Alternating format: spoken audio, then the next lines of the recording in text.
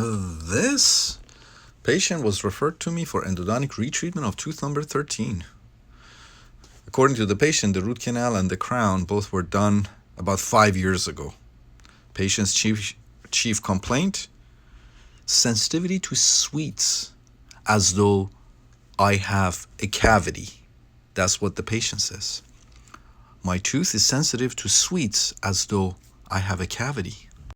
Patient says she went and saw her dentist, and her dentist told her that her tooth was abscessed and the root canal needed to be redone, and referred the patient to me.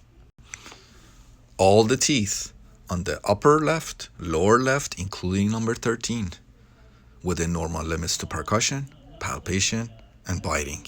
Probings 2 and 3 millimeters. Radiographs, multiple angulations show the root canal was done properly. There are no periapical relucencies. None. Another thing that makes no sense. How can this tooth be sensitive to sweets?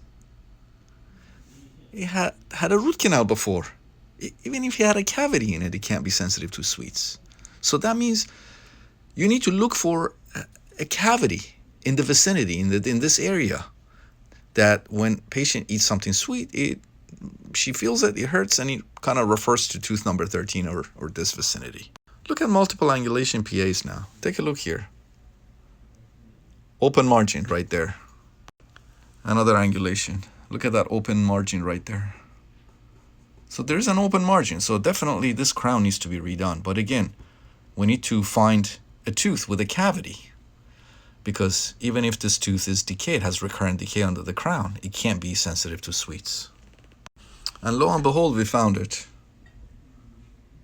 There was a cavity on the distal of tooth number 15, be it superficial, but I think enough to cause a little symptom, sweet sensitivity. So that's why a thorough evaluation is so important. There's no reason for me to go ahead and redo this root canal. I have no reason whatsoever. No periapical relucency. Patient has no signs and symptoms of an abscess tooth. Yes, the crown perhaps needs to be changed. She probably needs a better fitting crown to close that open margin there, but root canal is fine. The problem, I think, is that distal decay on tooth number 15.